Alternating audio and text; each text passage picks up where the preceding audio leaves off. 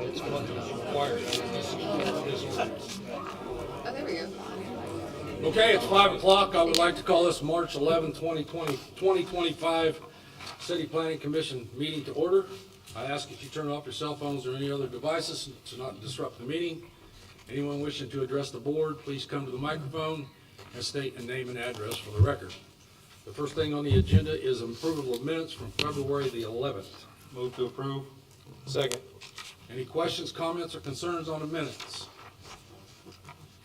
Hearing none, I'll call for a vote. All in favor of approval of the minutes, please signify by saying aye. Aye. All opposed?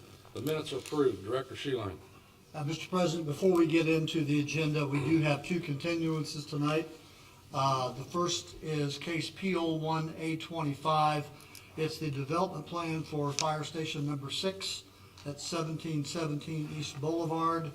And also case P02A25. This is the Lux Garage and Storage. This is at 2609 North Washington Street. So if you're here for either one of those cases, they will not be heard tonight. They will be heard in the April meeting. Also, just so all the petitioners know, this is a 9-member voting board. Unfortunately, we have 1 member absent tonight. So there are 8 people instead of 9 voting. It takes 5 votes to approve or to deny a case. The only reason I say that, if you would prefer to wait and have your case heard before the full board, you can ask for a continuance and be heard in April.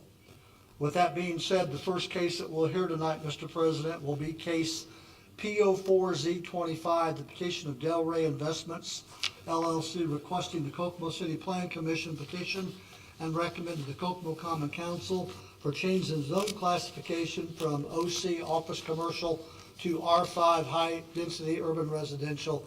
This is at 321 East Taylor Street. Move to approve. Second. Is there someone here to represent this case? Please step forward.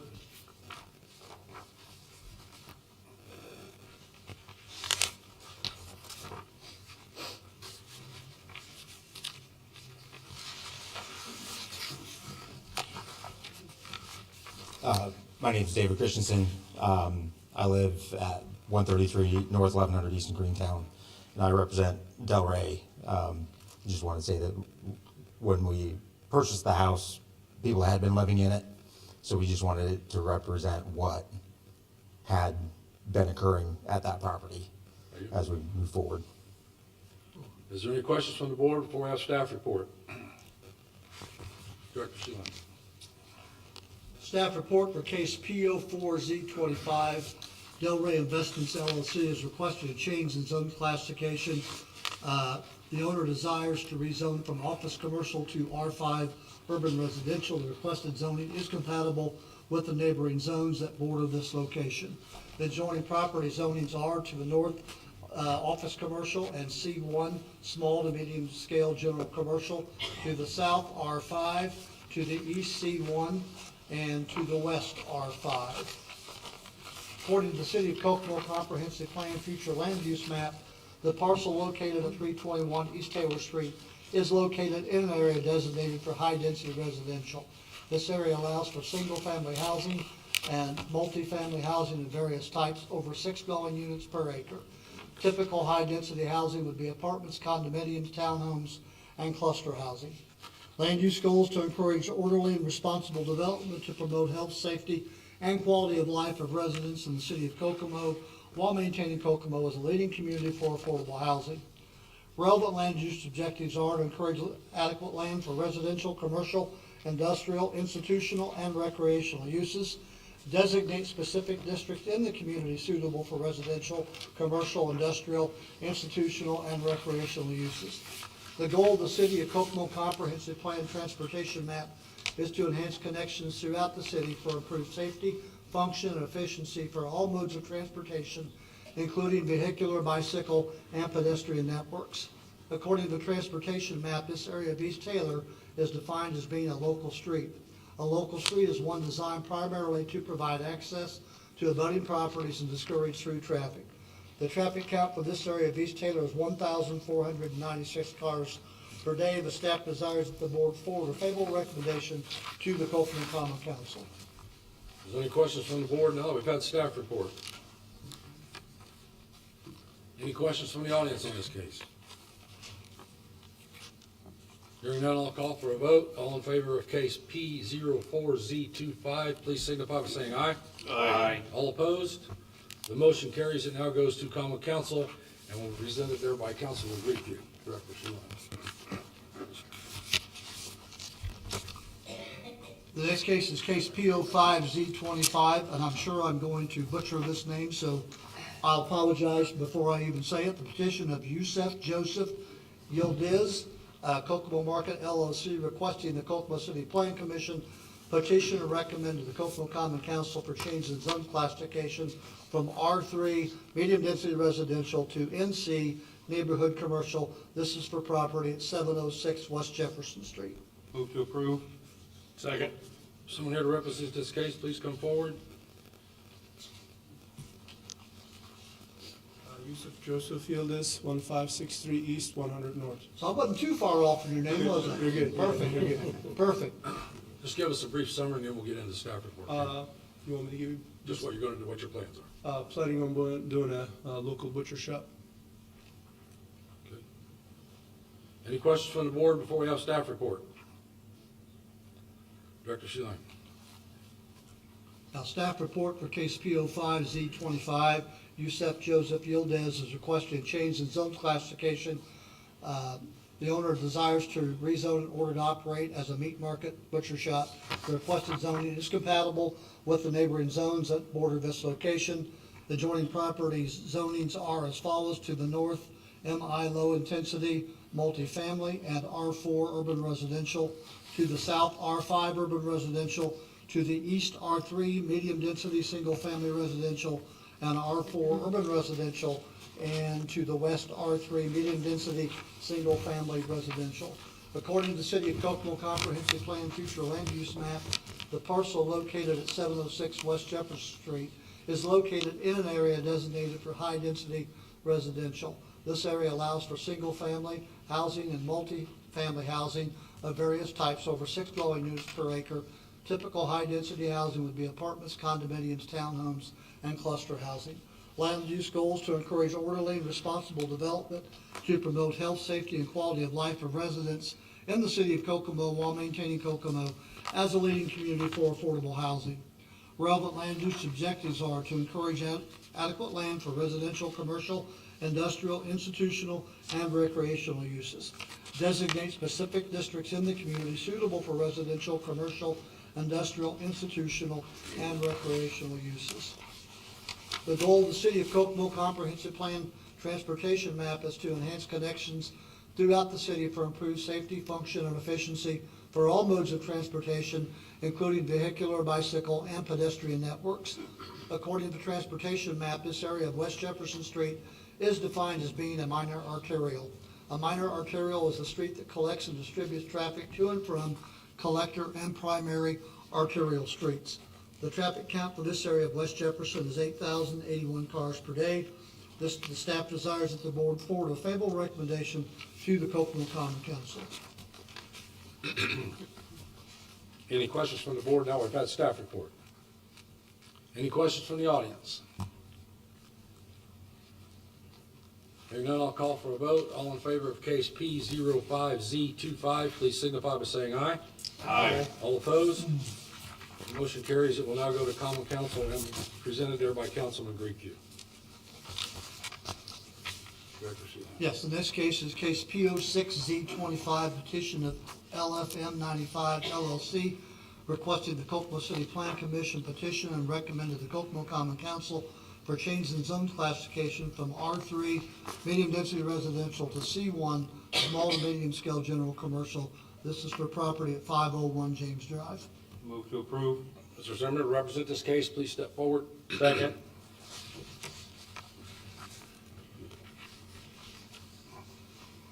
Tori Tripp, Tripp Engineering Consulting, 401 South 2nd Street, Converse, representing LFM 95 LLC. This lot is located on James Street. We're asking to go from R3 to C1. The owner owns the lot to the east of that, which is already C1. That lot used to be a former gas station. This lot is also north of Country Squire, and it is also Zone C1. Before the meeting, I passed out a couple papers to you that kind of have a preliminary site layout. I didn't have one for you, and you'll have to share with Kathy, so sorry about that. What the owner's wanting to do is he wants to put in a drive-through convenience store. So this gives you a potential of what the site could potentially look like. The second page of the packet shows what the exterior would look like. And then I can answer any questions the board may have.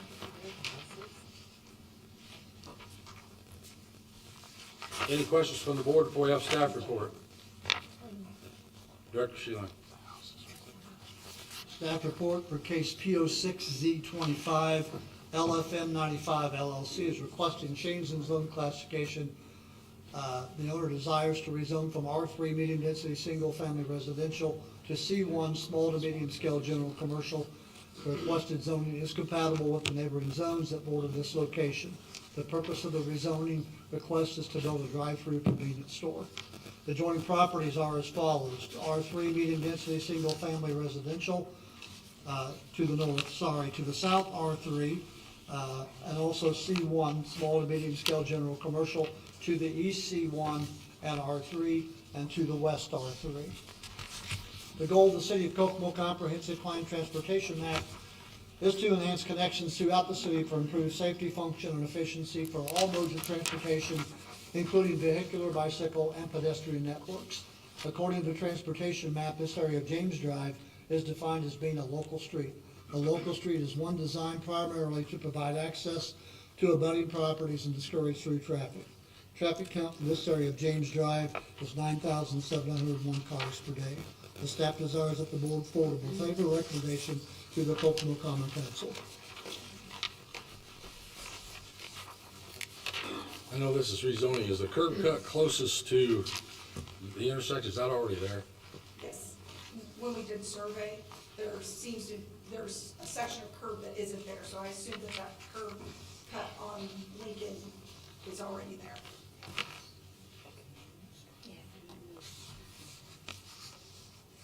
Okay. Any questions from the audience? Can I let these people see this? How many people here from Maple Crest? Take a minute and look at it, just so you'll see, please, so you'll know what the layout is, so you'll know that, and I need that paper back, please. Rick Wilson, 10828 East, 00 North South, Greentown, Indiana. I know the layout of this property. I lived in this house for 25 years. My daughter lives there now. There used to be two businesses there. There was a gas station on the corner of Webster and Lincoln. Correct. The next building was offices. The house next to it was a nice buffer zone for the neighborhood. It's an extremely narrow street. There's a ton of traffic that backs up from that stoplight right now to in front of James Drive, and exiting from there is inconvenient already. There was already a buffer zone there when there was a home there. Now the home's been torn down. Now, it is my understanding that a property has to be 10,000 square feet to be zoned commercial. Is that correct? It's not 10,000 square feet. It's 92, I believe. So it's too small already. You've got a very narrow street that does not have sidewalks. You have children crossing the road for Maple Crest School daily.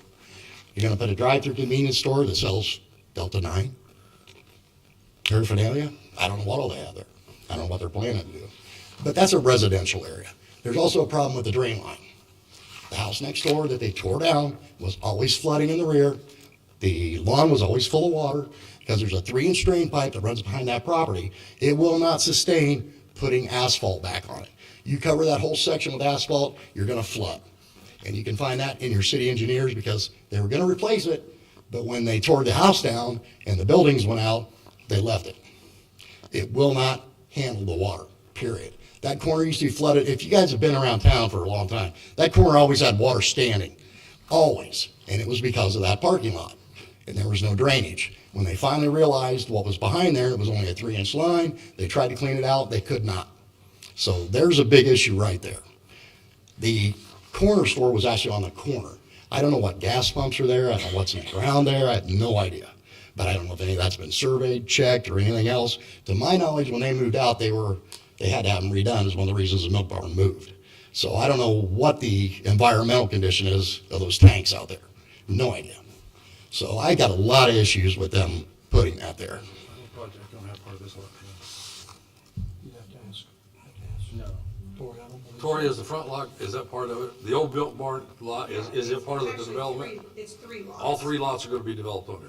Well, yeah, but he's not really gonna do anything much with the front lot. What does? With the one that's on the corner of Webster and Lincoln, that one's gonna stay pretty much grass. Where the gas station used to be. Right. Right, And so then the convenience store will be on the back. The back too. two. Yeah, right next to the residential area of James Drive. Correct? right. Yeah, right, okay, that's what I thought.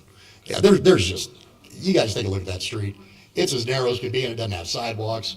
You put more traffic in there, you got a drive-through through there. That's why nobody's bought that land and developed it. Okay. There's not room for it. Thank you. Thank you. Anyone else from the audience have a comment, please step forward. My name's Matthew Harrington. I live at 505 James Drive. I would be the house that this would actually butt right up beside. And like he said on the size requirements, per ordinance 6279, section 3.34, a C1 commercial business has to have a minimum of 10,000 square feet. If you look into our records, that lot is only 0.21 acres, which is 9,200 square foot. Don't even fit the city's ordinance to be zoned commercial. Well, keep in mind, this is for the rezoning. If it's rezoned and they move forward with the site plan, they could ask for a variance to the size of the lot. That's potential. Yeah, I understand that, but at the moment, we're not consolidating land. We're trying to zone something commercial that doesn't even meet the size requirements in our city ordinance to do so.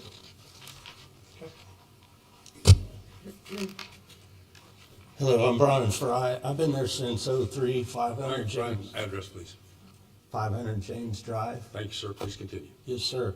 Yeah, I've been there since 2003, and I do recall, this was way after the gas station left, and about the flooding, there was a lot of mold. That's why I ended up tearing down the house, like Rick mentioned. And I live right there on the corner.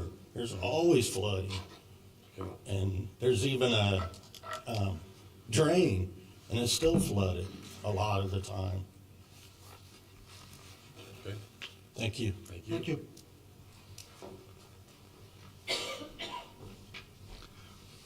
Rick Emery, 2504 Kent Avenue. I also live in Maple Crest, and I don't think you guys realize, but with the way the city set up trash collection, everybody that lives on the even number sides take their trash cans on James Drive across the street for trash day. And that's their recycles and their trash cans. Also, I remember when Sinclair gas station was there, then it became the Milk Barn, and there used to be the Kokomo Symphony out of that other building. I mean, I'm going back, 50 years now. So those businesses were all tore down and grass was planted, but I think you need to think about what you're doing, because you're gonna have to redesign or refigure out how you're gonna do trash collection now in Maple Crest, because everybody on James Drive takes their trash cans to the south side of the street and not the north side of the street. Thank you. Any other comments from the audience? Any comments from the board before I take a vote? Hearing none, all in favor of case P06Z25, please signify by saying aye. Aye. Nay. All opposed? Roll call, please. Ms. Barker, Aye. Ms. Durham, Aye. Ms. Stover, Nay. Mr. Graves, Aye. Ms. Jefferson. Nay. Ms. Rule is not here, correct? Correct. Mr. Grieco, Aye. Mr. Pike, Aye. Mr. Besser. Aye. Rezoning passes 5-3. And we'll now go to city council, and we're represented there by Councilman Griefu.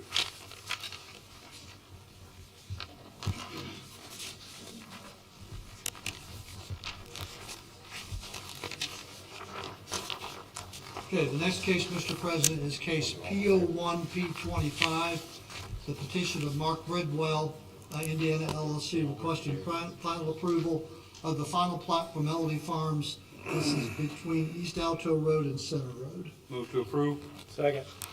Someone here to represent this case, please come forward. Good afternoon, everybody. Keith Gilson and Stepforth and Associates, here with Mark Bridwell, Greg Kleiss from DR Horton, address 7965 East 106th Street, Fishers, Indiana. Here seeking final approval for the final plat and infrastructure plans for Melody Farm Section 1. It'll be 124 lots on 46 acres. We have an entrance on Alta Road, Center Road, and Albany Drive right through there. I believe we've gotten drainage board approval already, and I believe we've addressed all the TAC comments. I'd be happy to answer any questions you guys may have.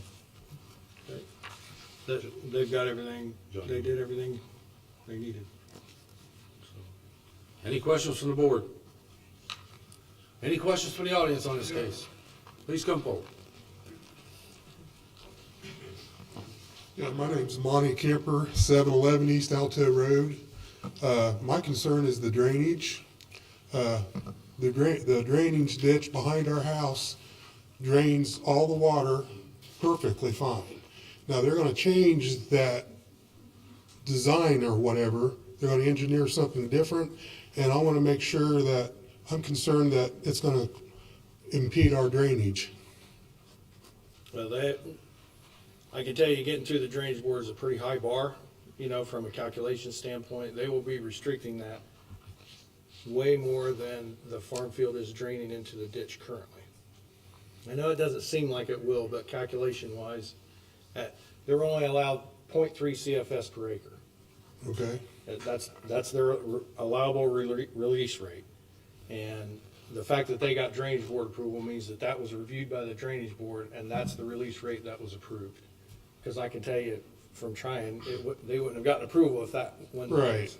So they've got several detention areas within, I and see that will that. store the water. That will store the water and meter out to the regulated drains Right. at a rate far less than what's currently running off of the field. So Okay. So it shouldn't affect my property? should not affect your property in the least. Okay. Thank you. Thanks, sir. Any other questions from the audience?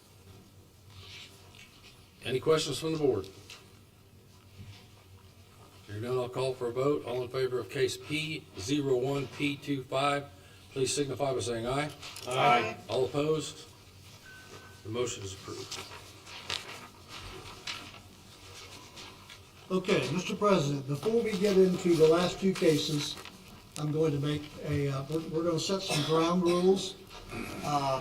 As director, I let last month's meeting get completely out of hand, and I guarantee you that will never, ever happen again as long as I'm here. So with that being said, when we read the first case into the record, that is for the plat only. If you have any questions about the plat, that is the time to come and talk about the plat. The next case is about the development plan, which can be lighting, traffic, whatever, that is the case that you would have those questions at. And we will be more than happy to listen to everybody and do our very best to answer those questions as long as they don't become redundant. If we have 15 people come up and say the same thing over and over again, we will ask that anything new be brought before the board. So with that being said, as long as everybody understands that, we'll get into, Greg, you might clarify the difference between the plat and the site plan. okay, the plat, I thought everybody knew what the plat was. Just to clarify. Okay, so the plat is Sandor has requested that there be a section of about 2 acres that is set aside in the parking lot for the Chick-fil-A. They've done that. They followed all the rules and regulations, so the plat is a legal plat. So with that being said, that's what we're voting on for this first case. So the first case is case P17, P24, the petition of Bypass Development Company LLC, requesting approval of the primary and final plat for Sandor Bypass subdivision. This is located west of Hobby Lobby at Markland and Reed Road. Move to approve. Second. Is someone here to represent this case? Please come forward.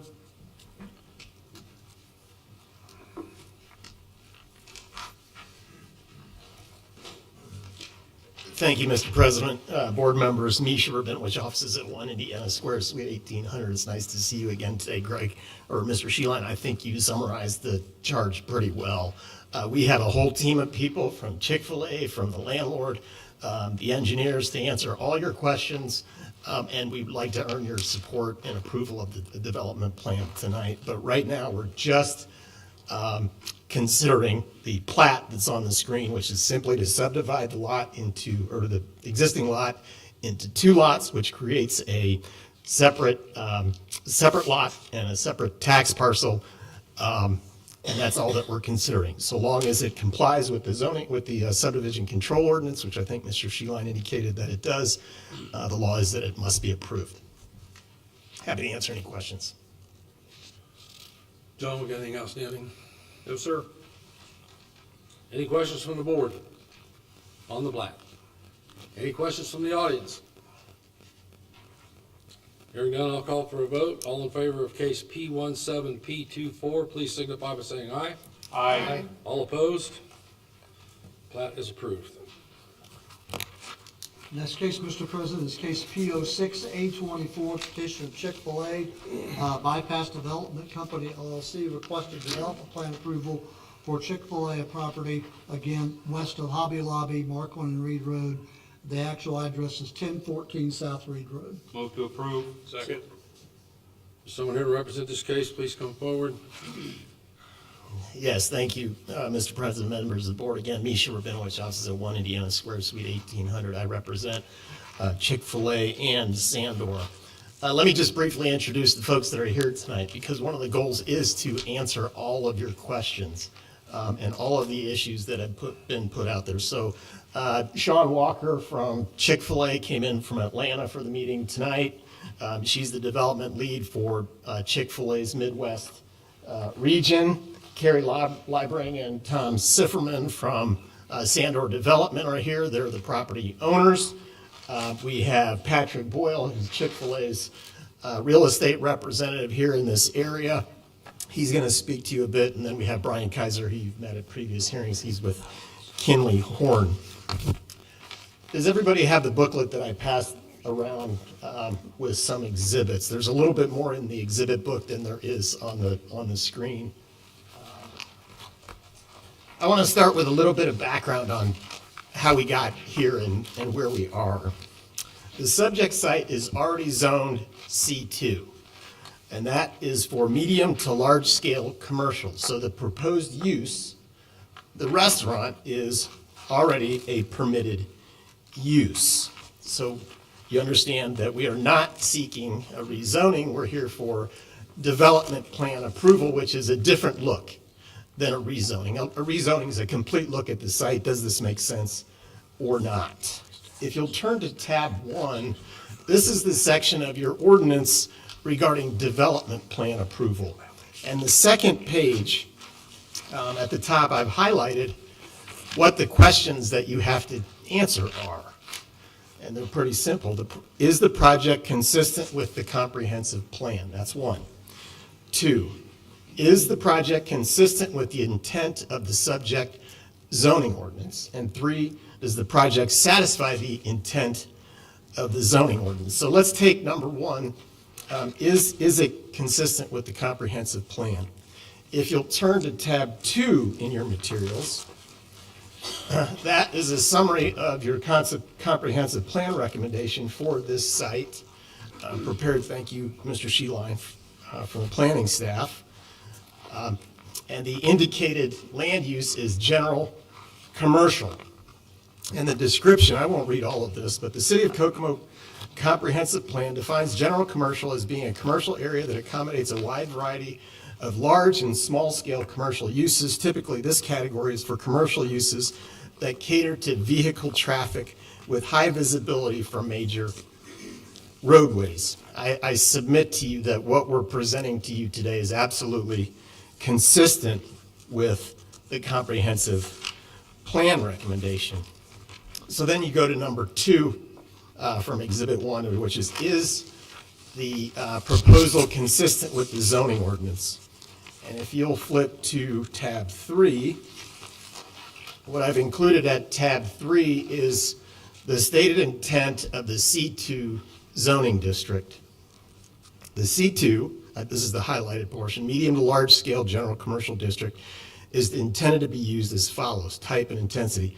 Moderate to high impact uses, wide variety of retail, commercial, service, eating and entertainment established, standalone buildings, strip centers, and malls. And I submit to you that what we are presenting tonight is absolutely consistent with the stated intent. As I said at the beginning, we're all here tonight because we want to respond to every single question that's been out there. But we've worked extremely closely with Mr. Sheline from planning, Mr. Pike from engineering to develop a site plan that we believe should be approved tonight. But let's get to the first question. I'm looking at you, Commissioner Barker, because I think if I'm remembering right, this was primary on your mind, and that is this the only site that Chick-fil-A is looking at in Kokomo?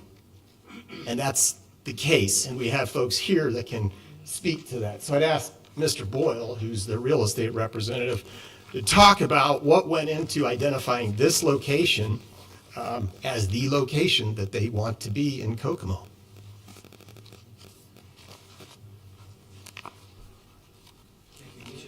I'm Patrick Boyle with Midland Atlantic Properties in Indianapolis, Indiana. I'm with, I'm Chick-fil-A's real estate broker in the state of Indiana. I'm not an employee, but I've been working with them for the last 10 years, and I'm the guy on the ground here, boots on the ground, eyes and ears in the market looking for sites. So I'm the guy that selected this site. Now there's a large team and a thorough process that goes in the Chick-fil-A process that goes into approving a site. So I know there's a lot of questions about why did we choose this site, and I know that's a heated topic. I want everyone here to know that we considered many sites here in Kokomo. We fielded many calls from different brokers, developers, landowners, general public, and we've considered all of those sites very carefully. So Chick-fil-A is very selective in their real estate, which is what makes them successful in what they do. What we look for in our real estate is, aside from the general economics, price or ground lease rents, in this case, we need about 1.5 acres, 1.25 to 1.5 acres. But we really look for population density, visibility to the site, traffic counts, cars driving by the site, ease of access to the site, and proximity to other traffic generators like the retail shopping center here at this plaza. So we've considered many sites, but unfortunately there are none available today that we're aware of, and we've looked at everything that meet these criteria and again are available and work for our purposes. Thank you.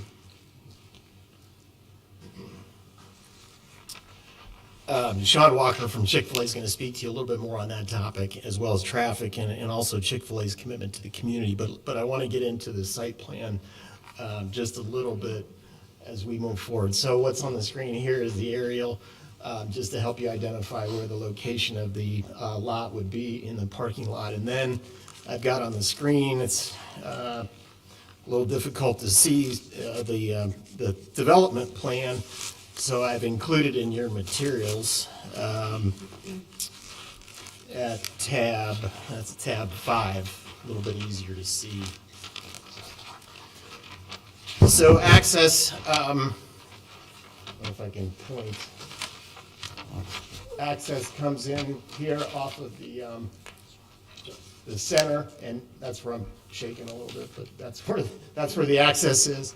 into the site. There are two travel lanes to enter the two drive-through lanes, and they can either be drive-through lane or a bypass lane. I think Sean will speak to, if any of you have been to a Chick-fil-A, one of the things they excel at is being able to move people through their pickup lines very efficiently. And she'll speak to that. So then when cars then exit the drive-through lanes, they have two options. They can either go south towards the connection to Imperial Drive, which I'll talk about, or they can turn, I guess that'd be turning left and then back north through the parking lot and out onto Markland or out onto Reed Road. So that's the traffic circulation. I know that the Imperial Drive access is a sticky issue. I know you're here. I sympathetic to everybody here who is interested in that issue. That is something that does provide some relief to the area in terms of the transportation. I think that was important to the city and the city engineer, Mr. Pike, and so I sort of deferred to him to answer questions on that, but it certainly does provide a relief valve for traffic to head south. I did want to respond to one thing that came up, I think 2 hearings ago, was the existence of what was described as a judgment that precluded Imperial Drive connection. I can only speak for my research and my office's research. We studied the title records for the Sandor property. We talked to the court clerk and received an email from her yesterday. We gave her, I think there was a name of an individual, and there were 2 dates, one when the case was filed and one was when the judgment was allegedly entered, and the court clerk did not locate anything. I think maybe the city has done sort of the same investigation. So we do not believe that that judgment exists. And I'm not suggesting anything other than maybe there's a misunderstanding of what actually occurred back then, but there isn't a recorded judgment that would make that connection prohibited. I wanted to talk about parking. I can't even see that far, so I'm gonna have to look at my exhibit. That's Exhibit 7. And I know this was Commissioner Rule's concern, maybe some others, but I wanted to go through the parking. According to the ordinance, you would calculate the parking required for the overall center based upon the total amount of retail area, meaning the strip center and the Chick-fil-A. And in that instance, the calculation is 398 spaces that are required. The calculation would be 338 spaces that are required. The plan before you provides for 398 spaces. So that's an excess parking of 60 spaces. That's a lot. Now, we didn't stop there in our analysis, because we know everybody was concerned about the existing tenants, the Hobby Lobby, the hair salon, and the other tenants in that center. So the exhibit that you see that's behind Exhibit 7, we calculated what their requirements would be individually.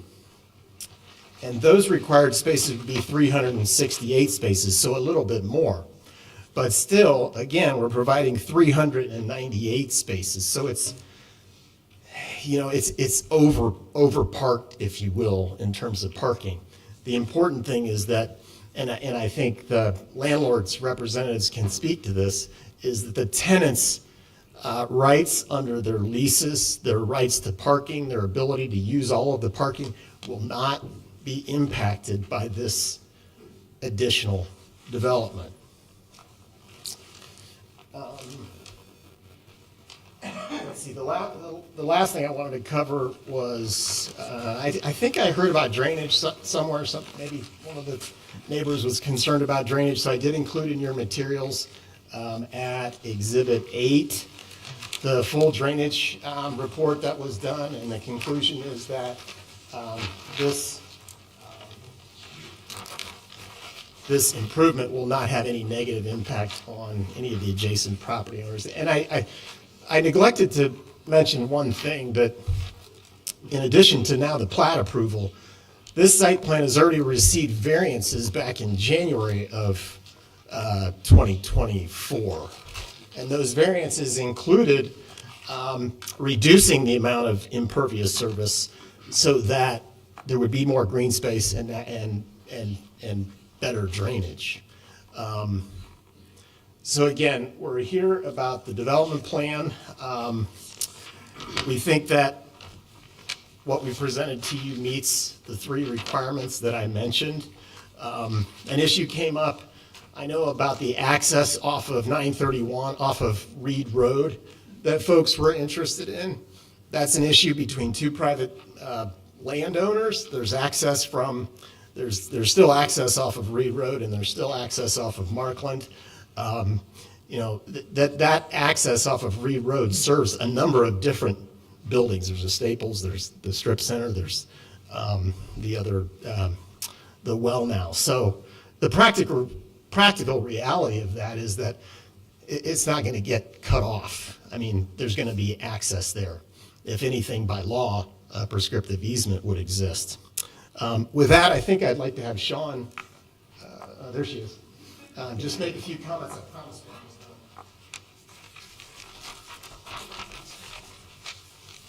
Good evening, members of the Planning Commission. I'm Sean Walker, Principal Development Lead for Chick-fil-A. My address is 5200 Buffington Road, Atlanta, Georgia, 30349. So thank you again for the opportunity to present. I do want to express my sincere apologies for not being available during our last hearing. I did go through a medical procedure, so I am slowly walking over here today, but I'm so glad to be here and up straight, walking, no pain. So, what do we want to talk about today, Chick-fil-A? Misha has set up this wonderful presentation. Thank you for everything that you've done.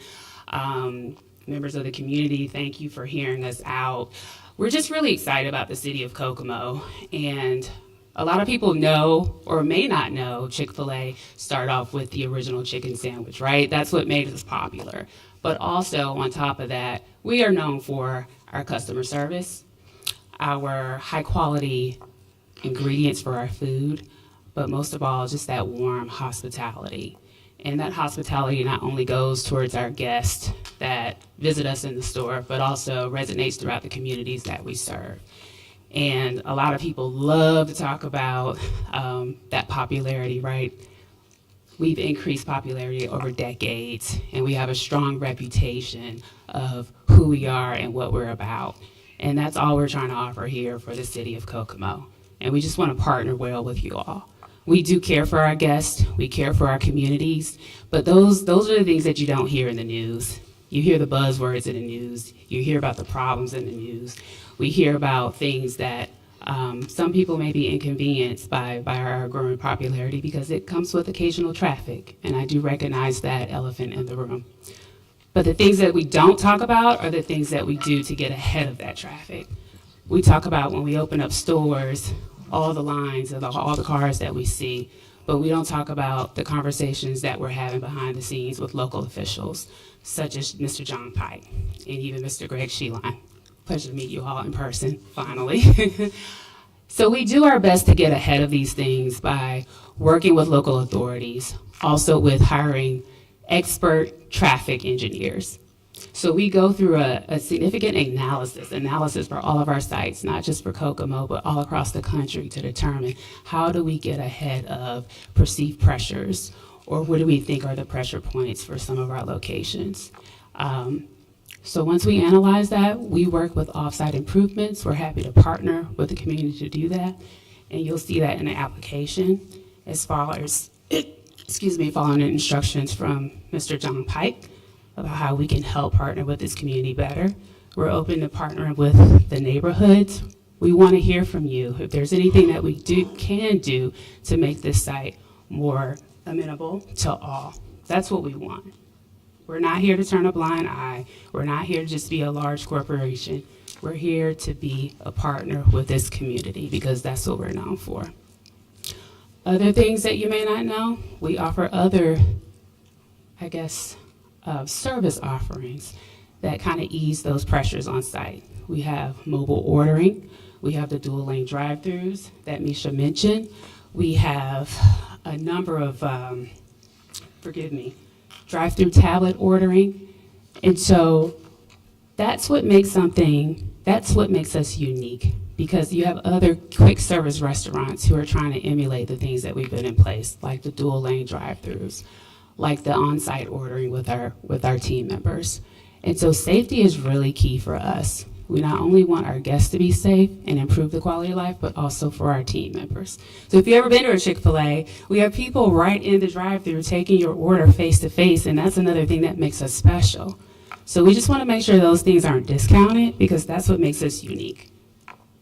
Other things that I think are key to explore here is, I don't know if you've been to the Westfield location in Indiana and talked to Mr. Daniel Moore. He's one of our operators. And, he may or may not have a chance to operate this location, but we like to pick local operators who know about the community, who may have been born in this community. So we have a small business mindset, even though it feels like a major corporation. So I just want to make sure those things aren't discounted. But even with Mr. Moore's location, he's utilized our internal departments that we have. We have people that actually study the drive-thrus. We have people that study our customer throughput and actually put a lot of time and effort to figure out how can we make our traffic and our customer experience more efficient and effective for everyone. And people may come by and see our lines, and it may look intimidating, but if you're there, you're in and out for the most part. Now, there are anomalies, so I don't want to overpromise anything, but for the most part, we think we have it right. We've been doing a great job across the country, and we want to prove that to you here as well. So again, the goal is to partner and show you why we want to be here and what makes us special. Other things that you may not hear about is how we contribute to the community. We offer jobs. Even at Daniel's location, he has up to 120 employees, and we're proud of that. But most locations, we can probably offer 80 to 100 jobs if anyone is interested in that. I think that's important in today's society.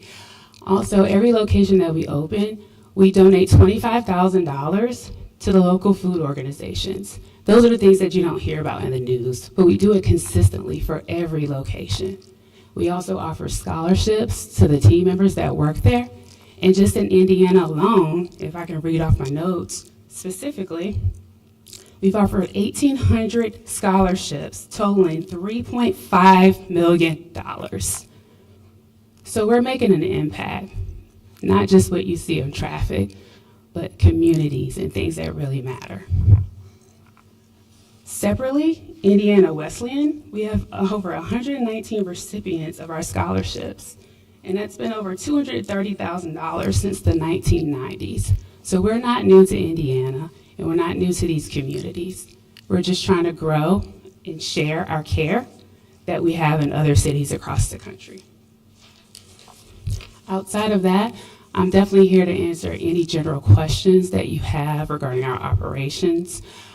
We're really, really excited about the opportunity to be here. We understand this is a tough decision, but again, we're here to partner with you and extend that spirit of hospitality that you've heard about, and we're here to provide that for the city of Kokomo. So thank you, and please let me know if you have any questions.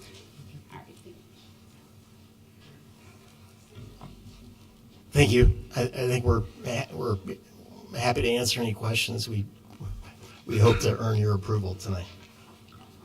Board members, anyone have any questions? Thank you. You did answer a lot of questions. Thank you. Audience, do you have any questions?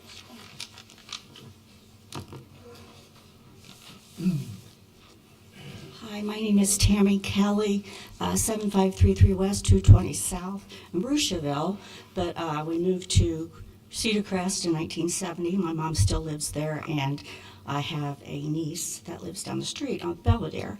I love Chick-fil-A. I'm just going to say, you don't have to sell, I don't think, the community on Chick-fil-A.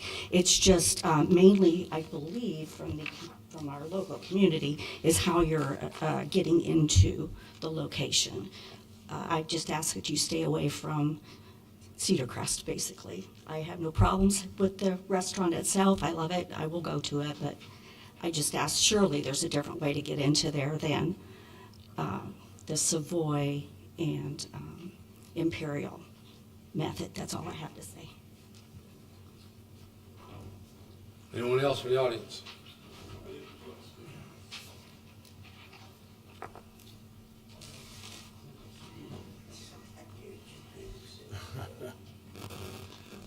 Tom Stein, Kokomo. I also want to say I love the Chick-fil-A. I think Chick-fil-A is wonderful. I go all the way to Lafayette to get Chick-fil-A. And your facts and figures are impressive. They are. Address, please, then go. Oh, 2803 Tumbleweed Drive. Thank you. Please continue. Sorry. But I don't represent anybody else except me. I don't even live in that area. Okay? But I followed this pretty close, and I came to the meeting in January. And I can see, I can tell this is going to pass. I see that's going to happen. I think the city has made up their mind. I think the mayor has made up his mind. This is what's going to be. But the only thing I want to go on record is I think once this is built, with where you're going to build it, I think in a couple years, once it's built, people's going to be going there on Friday and Saturday doing their shopping and stuff like they always do, and they're all going to say the same thing. Do you see what the traffic is like there? That's horrible. Why in the world did they put that there? That's just my only concern. Why there? And I understand that you've looked at other places, but why there? There's other places in Kokomo that would be feasibly maybe better, maybe a little more expensive. But the only thing I want to say is on record is I'm against where you're putting it, not against you. And that's all. Thank you.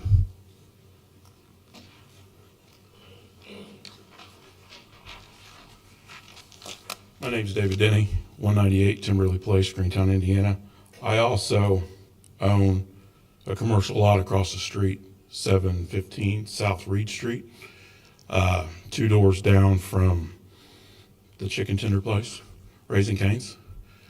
I own, with a partner, 1.3 acres, and I was wanting to let Chick-fil-A know that across the street there's no residential housing that we have to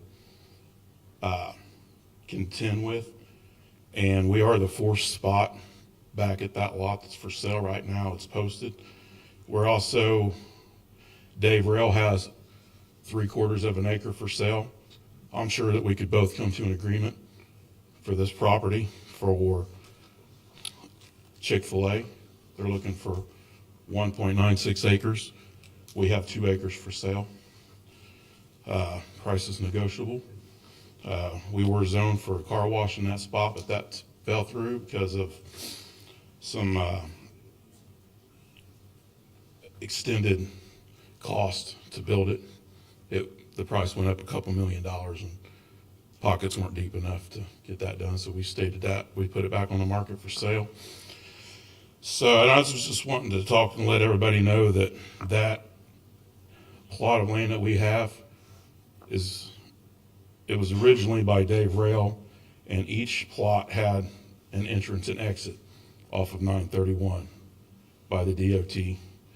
I know that Chick-fil-A is not allowed to make an entrance for themselves, But across the street, DOT will allow us to make curbs, to cut curbs in 2 different plots.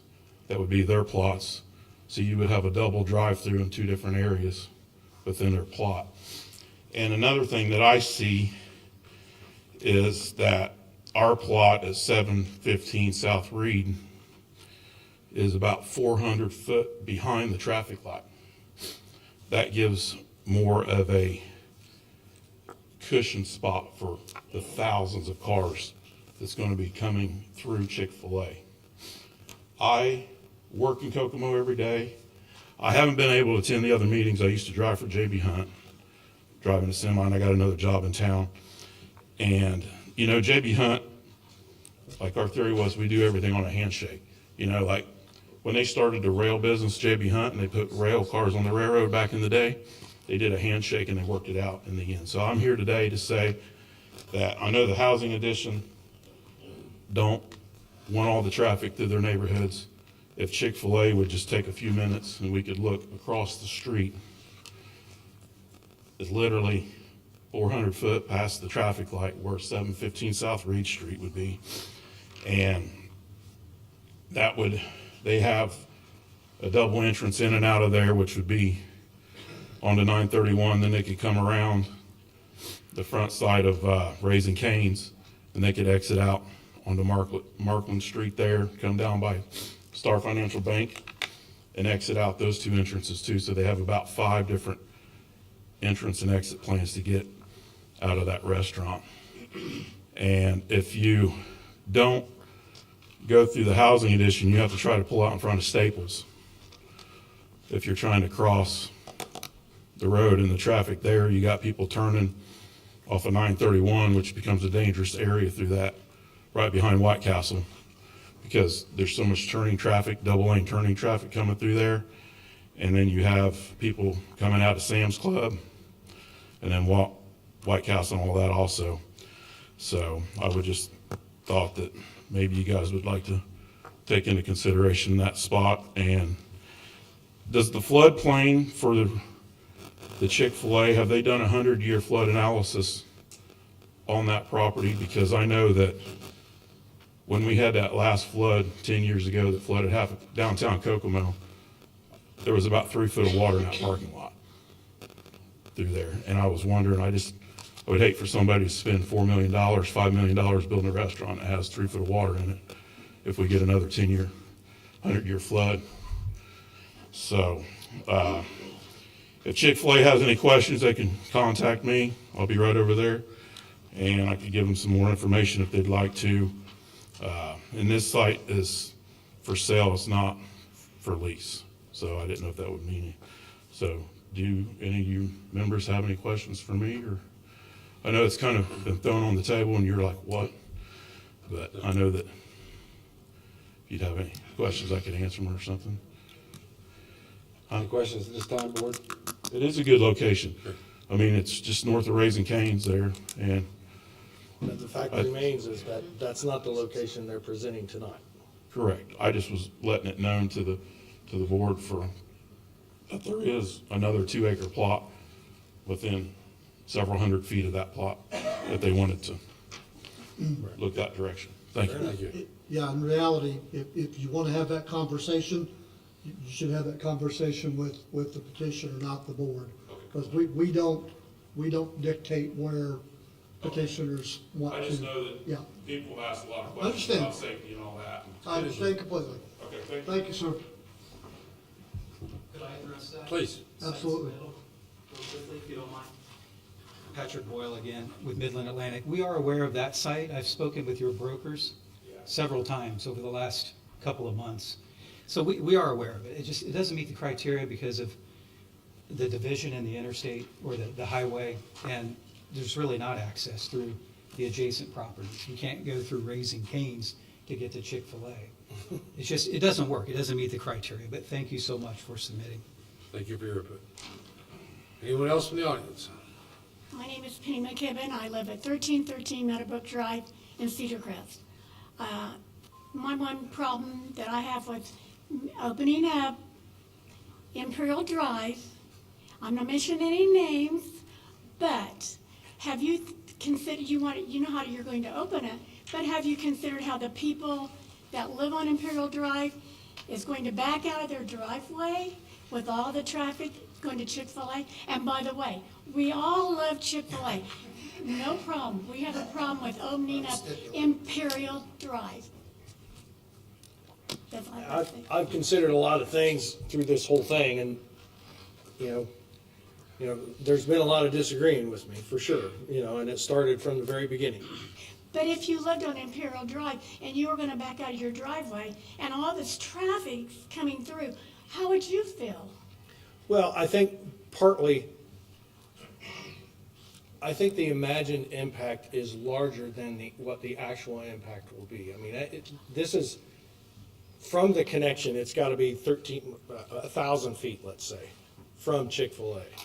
And the further you get away from that, the more gaps that happen, the more things. And listen, make no mistake, not everyone's gonna take me up on the offer to take Imperial Drive. They're gonna go another direction. I just think it's extraordinarily important to provide them that option for southbound traffic, because there's gonna be a lot of people that wanna go southbound. This provides an opportunity to do that much safer. We're creating, through the partnership that we've had go on for a year, between Sandor and Chick-fil-A, we're reworking and reimagining their parking lot to increase safety to the utmost possible. I think it's a really good situation. It may not work out for everybody. There is no 100% in this world. That's just the reality of it. Not everyone's going to be able to be made happy. And sometimes you have to make those tough choices. So that's really what it boils down to. I think connecting Imperial Drive is imperative to allowing Chick-fil-A into that parking lot. I've not wavered from that for a year. Well, I've just seen other places, like where we had the Dog and Suds, they could go in one way and all long way and all the way out, back on 930, in 31, out 31. I think that would be a good location.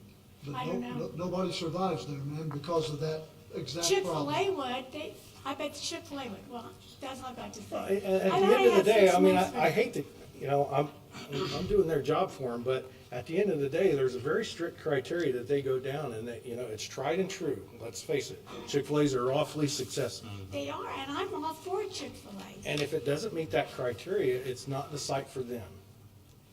So, to Greg's point, we don't market property. Other people market property. They bring a situation to us. We review the location as it sits, knowing with the locals knowing the environment and everything else. This has been a long partnership, trust me, in getting to where we are today. And I fully recognize that it's not a perfect situation. No.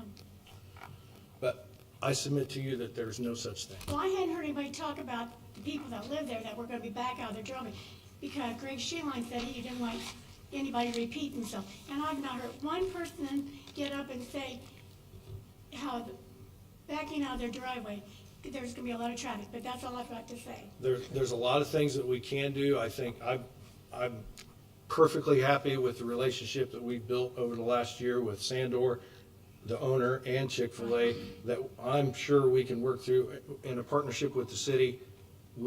I know it seems like we're being reactive, but again, it's hard to anticipate how much traffic's gonna go down there. I could tell you how much I think it is, I could too. but you're not gonna believe me. So, Okay. Thank you. Anyone else from the audience?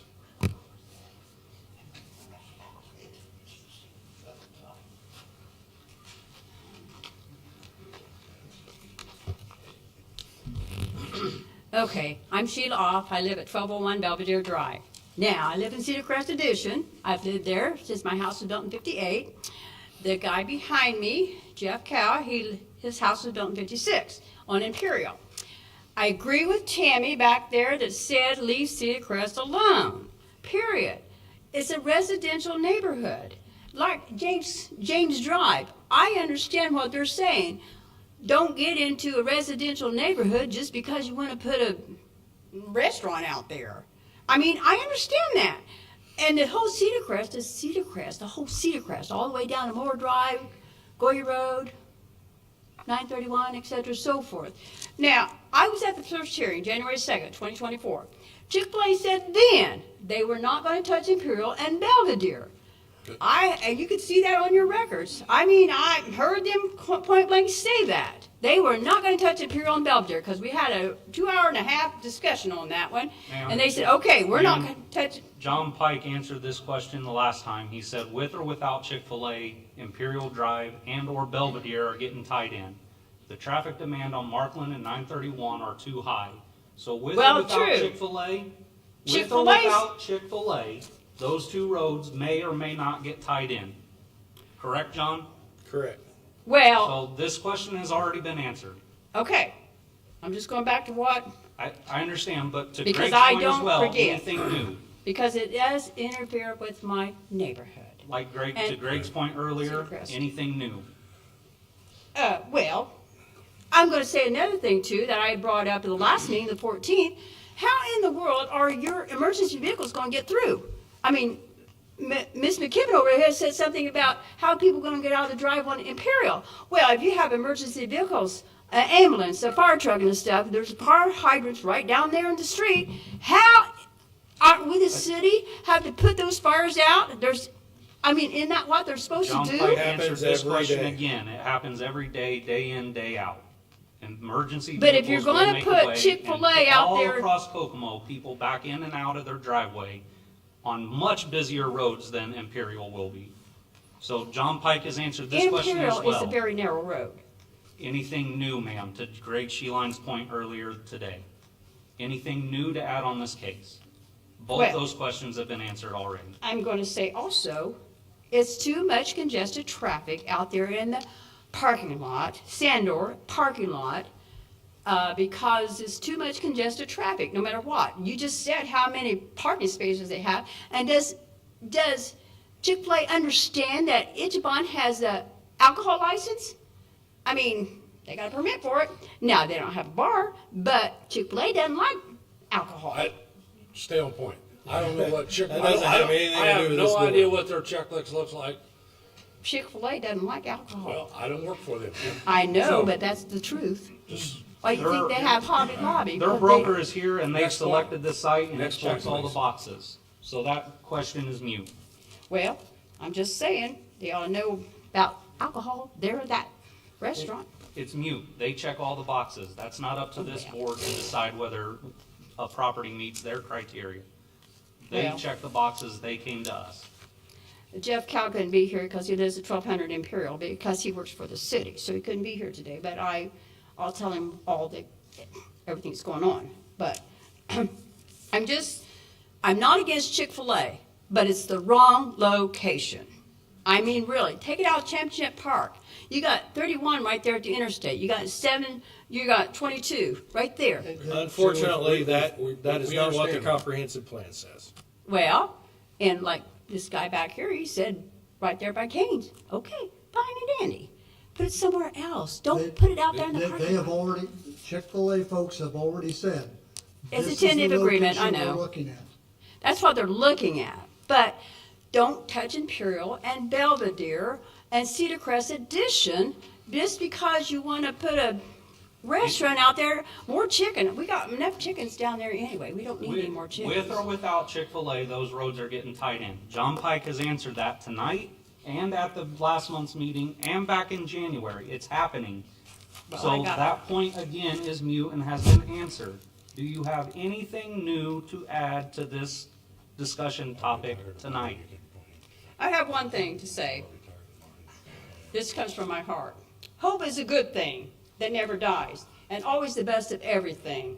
And for that statement from my heart, I'm hoping that the love for the best of everything for Cedar Crest residents leave us alone and not go through the city streets. I mean, that's from my heart, and for the word hope. I'm going to hold on the word hope, never to go through, that never dies. And I'm going to say that over and over and over every time I'm here, because you don't, the Cedar Crest Edition's been longer there than Sheila, what? what's your point, okay? Huh? I understand what you're saying. I mean, I'm sorry, but I am too.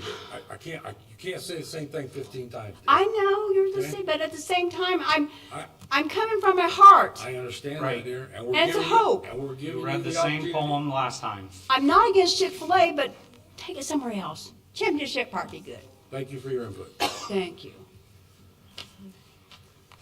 Anyone else from the audience?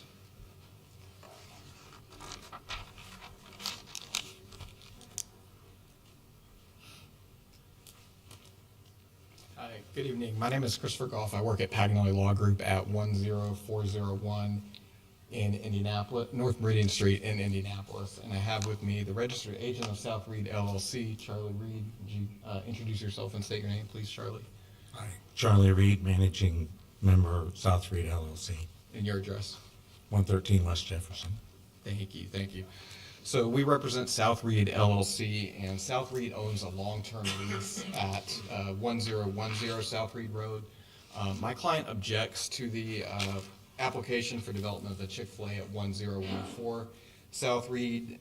There is an access point right by my client's property onto State Road 931.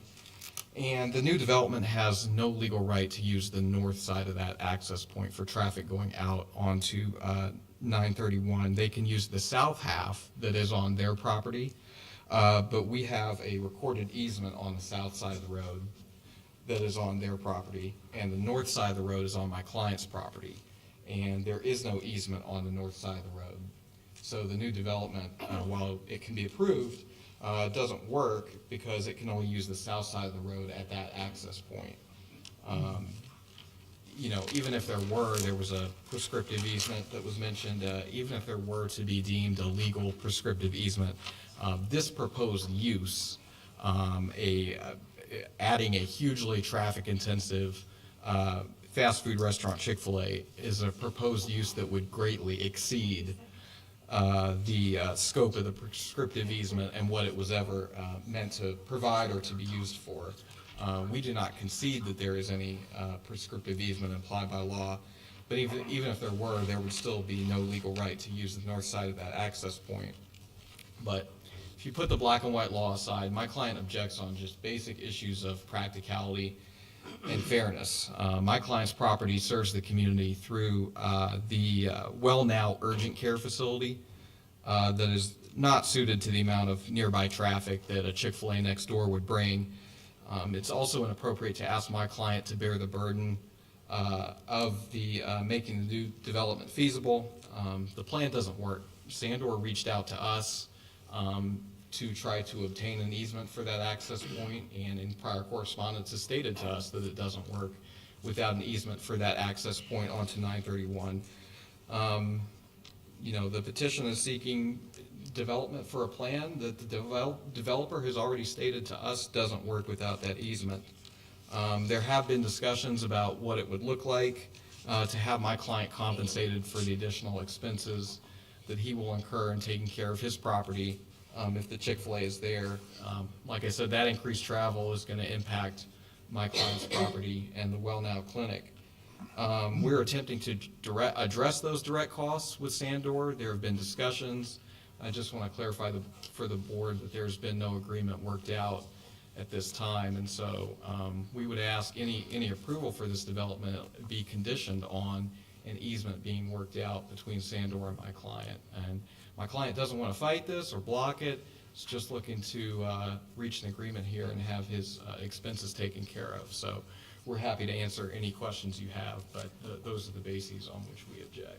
So let me get this straight. Let me ask a couple clarifying questions. So I saw the letter which he tendered, right, and was passed to the board, and in that letter it requested $50,000 for the easement based upon damages your client expects to incur. Do you have a breakdown of that 50 plus attorney fees? Yeah, I'll turn over to Charlie, Okay. and you know, obviously there are fees incurred, but Charlie can speak to the expenses. Excuse me. I wouldn't consider it damages. It was more some infrastructure improvements, signage, reconfiguring the entrance and exits into our side of the proposed easement. I mean, we're in agreement to form a easement, perpetual easement with the developer. We just need to make improvements on our side to, prepare for the impact of the traffic, for just, any future tenants that we have. Currently, it is a medical clinic. That could change, and we're just kind of basically protecting our interests in our side of the property. And I guess, was there an estimate for that 50,000? Where did that number come from? It was kind of somewhat of a rough estimate because I don't have exact figures because I don't have anything we have to do some curb cuts and repaving, signage, and so, we used a kind of an allowance, kind of a plus or minus allowance, so, yeah, that's not an exact figure. And then in that easement, how long has that been open for Sandor's use? Do you know? It's been open for many, many years, and it's not really impacted us in a negative way to date, but we're preparing for a tremendous amount of traffic. If they moved to the south, we wouldn't have near the impact because they could utilize Imperial Drive. But now, they're like, we're splitting that easement, so, I would say the lion's share of the traffic's gonna go through that easement, which we access from our side of the property. Do you know who maintains that easement now? Who maintains it? I Who think maintains they the do. I think pavement? they do. The Yeah. pavement on that north side? Yeah. For what maintenance is required, yes. Would you say? They do. They do? Yes. Okay. Yes. And then they've used it for many years, is that decades? Yeah, that is correct, yeah. And you've had actual notice that they've been using that property, correct? That Sandor's invitees or their visitors have been using that to come in and out? When you say notice, in what form? Well, at least They've done it observing them openly. coming They've in. done it- Yeah, they've done it I openly think without I tricking think anyone. it's been accepted, but there's no, we do have an easement agreement for the ingress. There's just not one for the egress. Okay. And I don't have a problem. I really don't even have a problem with that. I think we just feel like we need compensated to make improvements on our side of the property to minimize the impact. We've never had a restaurant of that magnitude traffic-wise, sitting right next door to us. So I think that the change in the development, and I'm sure the way they've got it platted, they're probably going to be an additional restaurant site to the south of Chick-fil-A. I don't know that for a fact, but the way it's split up, that's very likely, which increases the traffic even more. I don't have any further questions, John, and I don't know if you had any follow-up to that. Well, it kind of sounded like to me that the expectation was for us to hold approval until you guys negotiate and come to some kind of agreement. Or at least condition approval on there being an agreement reached. Well, I'm not gonna make any bones about the fact that it probably serves both parties to come to some kind of agreement.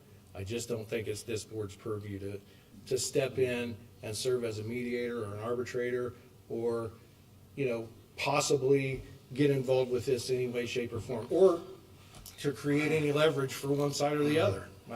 I for one am not interested in playing that game.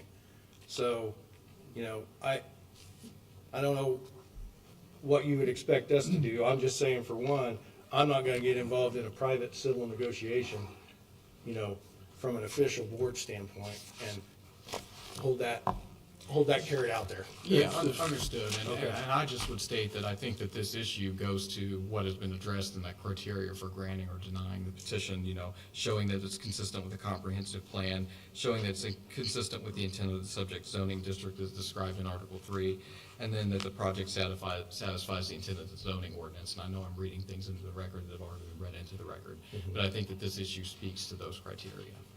Okay. I feel very uncomfortable, correct me if I'm wrong, I feel very uncomfortable that this board could potentially be used as leverage for what I consider a civil matter. I agree. Does there need to be an agreement?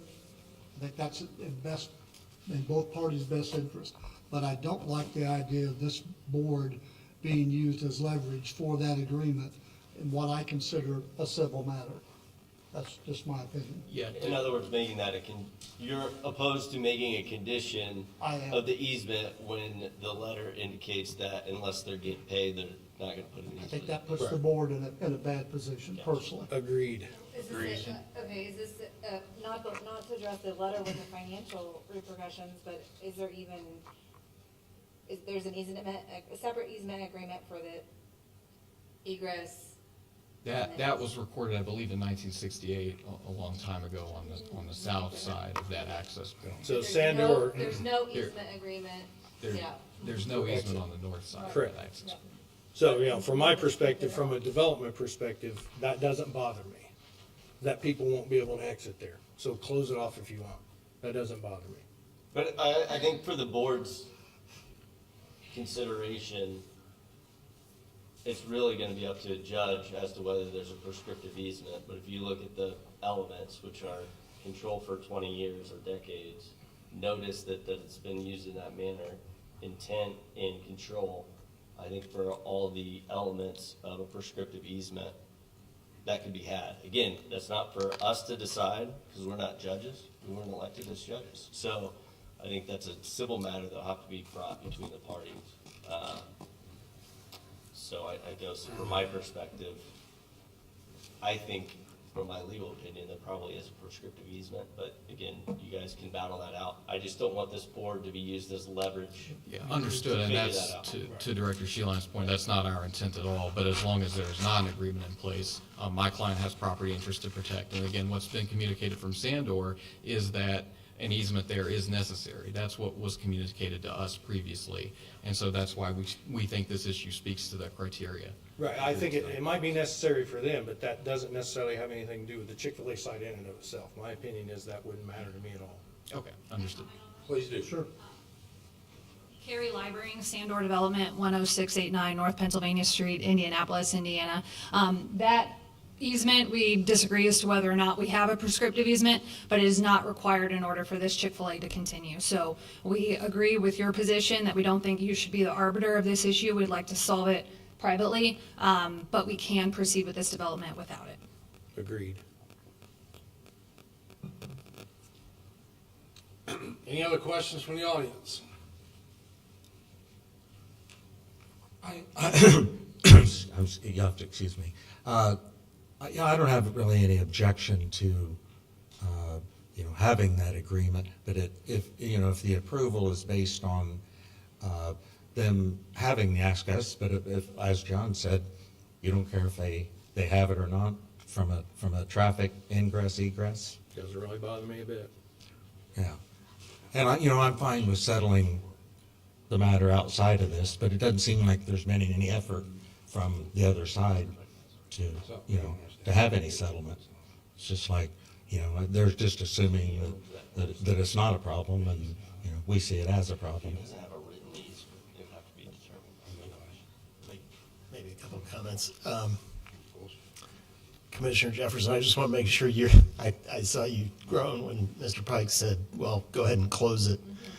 I think the point that Ms. Libering was trying to make and that I would make is just keep in mind there is access to Markland to the north, and there's going to be access into the property off of Reed Road regardless. Look, it's not I'm Chick-fil-A. Library's here Ms. Libering's here for Sandor. Hopefully, I assume they'll make every effort to try to work out a reasonable agreement.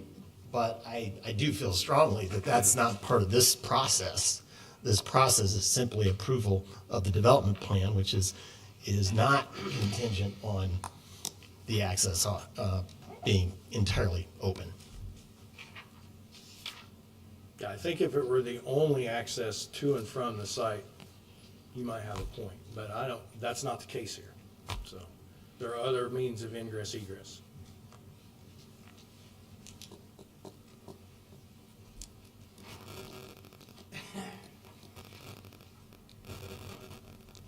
there.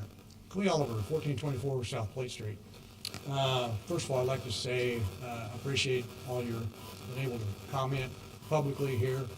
I've been admonished for publicly speaking to different boards, and I don't like it. Anyway, having said that, my question is, as far as the parking, has anybody talked to the salon as far as how many they're looking at? Yeah, I can speak to that.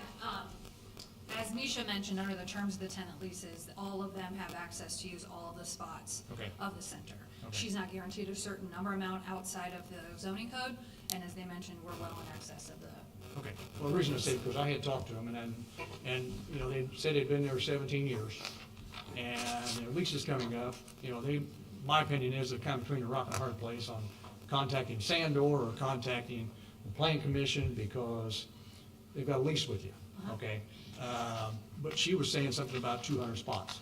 I don't know if that's correct or not, but, you know, the way it looks, they're gonna have to park quite a ways away, you know, and you've got, I mean, my wife has a salon, we were told to park in one parking lot, clear off on the other end, you know, to get away from it. That's quite a ways away from, you know, where it's at. And it's concerned about parking. I know I've mentioned that before, but. Well, what about all the parking spaces to the north that are right beside the salon? I believe they park on the side, those spots. The armed forces park on the north side around the corner, not on the east or west. I mean, there's quite a few spaces that are within close proximity there. And on a broader scale, we have a vested interest in the success of our tenants. If she doesn't do well, we don't get paid. So we're Well, not, sure, yeah, we're I not understand, trying to do yeah. anything to undermine her business. We see this as a complementary use to her operation. It allows her students to have a meal option without crossing the street. It's gonna increase foot traffic to the center, which is in theory gonna Yeah, I generate more understand. revenue for the tenants. So while they may have to park a little bit further away, Quite a bit. we go to The way it that looks, parking lot yeah. pretty regularly, and rarely is there a shortage of parking spaces. So there's plenty of room for everybody to operate, and we think this is just gonna be, it's gonna be more benefit to her than a hindrance. Okay.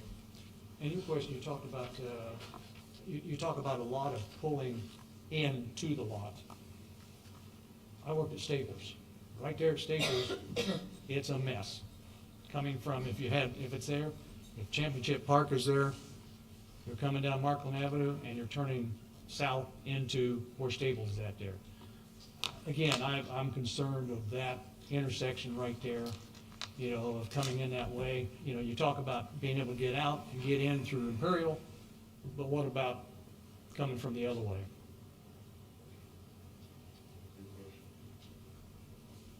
Okay. Cleve, I'll answer, I'll ask part. I didn't know if somebody was gonna answer. My wife loves to go to Hobby Lobby, okay? I'm sorry? My wife loves to go to Hobby Lobby. Well, mine does too. And we go to Hobby Lobby a lot, more than what Mike would like to do. But you know what? When we leave Hobby Lobby, I need to go south. I go up to Markland, I turn right, I Me go too. down the other ways. I either go, if no traffic, I go through Walmart or whatever, come back to the light. If not, I go home the other way. It's as simple as that. I adjust my route. I agree it's there, but Yeah, but if you're going from the east to the west, same difference. If we're going in there, I'm either gonna turn around or I'm gonna go all the way down to Waterworks Road and come back through and come in. I'm not Okay. gonna wreck my vehicle to get into Hobby Lobby. I'm not gonna do it. or Chick-fil-A, it sounds like. Well, Okay, thank you. I gotta say this, I'd be remiss if I don't say it. John has looked at the traffic extensively, and to me, it's very simple. Are there traffic issues out there? Yes, there are. There's no question about that. But John just said an hour ago that he would be willing to work with Sandor or whoever to help alleviate those if they come to fruition, which they may or may. No one can sit at a desk and say for sure how much traffic is going to go out Imperial Drive or how much traffic is. It's an educated guess. So, but here's my point. To me, it's very simple. If anyone thinks it's too dangerous to drive to Chick-fil-A, don't go to Chick-fil-A. It's very simple. I mean, That's just the bottom line. And if that's the case, you better not be going to Walmart or any of the other places along there, because it's just as dangerous already. So if it's that bad, then I get it. If you feel uncomfortable driving, then don't go to Chick-fil-A. I love Chick-fil-A too. I'm going to go to Chick-fil-A. Okay? But if some people feel that they can't get in and out safely, then don't go there. It's very simple. John, correct me if I'm wrong, at the last meeting, you said that the state and the city are both actively looking at the whole 931 corridor and Markland. Well, the state's looking at 931. I don't really have any jurisdiction out there at all. But Markland, the state and I are working on different plans. You know, we coordinated on the west side of that intersection, what, a year or two ago, maybe 3 at this point. That was a positive move by all accounts, you know, from a traffic standpoint, from a mobility standpoint.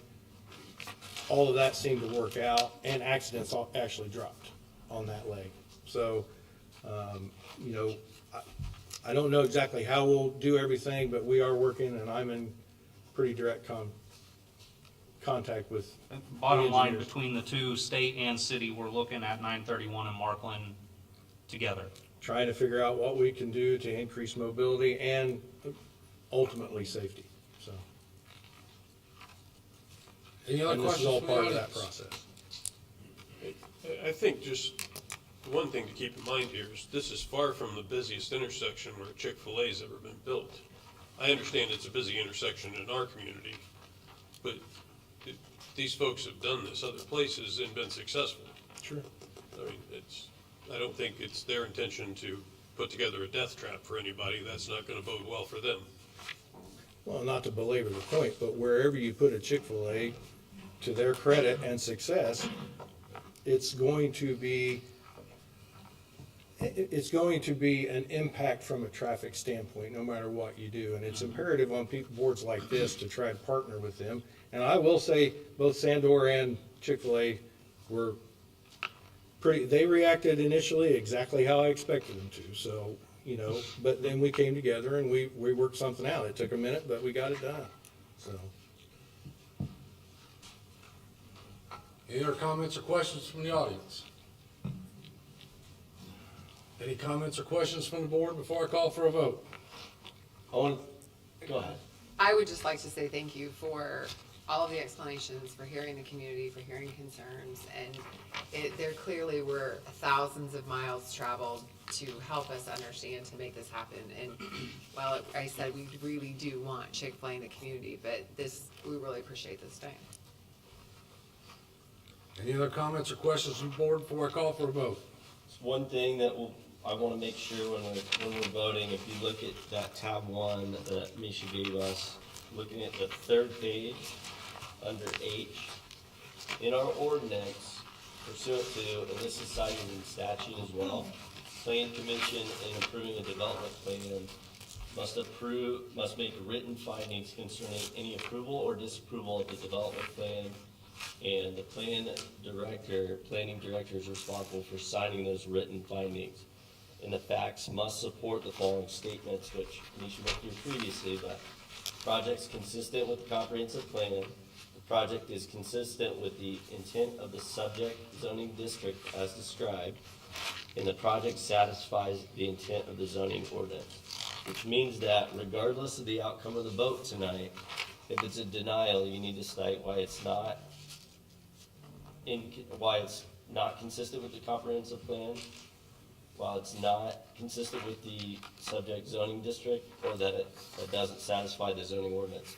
And the alternative, if it's passed, you know, we need to issue written findings that it is consistent with the comprehensive plan, is consistent with the intent of the subject zoning district, and does satisfy the zoning ordinance. So we're gonna have to do written findings either way we vote. Which is essentially the recommendation from Plan Commission anyway. Stating that it is consistent, correct. Any other questions from the board before I call for a vote? Hearing none, all in favor of case P06A24, please signify by saying aye. Aye. All opposed? Motion carried. Okay. Anything under other business? Thank you. I have nothing under other business tonight, Mr. President. Next on the agenda is approval of claims. I move to approve claims in the amount of $28,205.06. Second. We have a motion and a second for approval of claims. All in favor, please signify by saying aye. Aye. All opposed. Claims are approved. County has a meeting on the 18th. Need a motion to adjourn, folks. So moved to adjourn. Do I have a second? Second. All in favor? Aye. Thank you for coming. Prior to 7, we beat your estimate. Yes.